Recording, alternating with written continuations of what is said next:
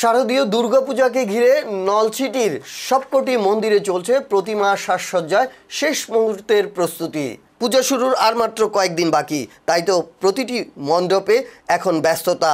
কারিগররা প্রতিমায় দিচ্ছেন রং তুলির শেষ আঁচড়, আর মণ্ডপ সাজসজ্জায় ব্যস্ত সময় পার করছেন পূজা উদযাপন কমিটির সদস্যরা।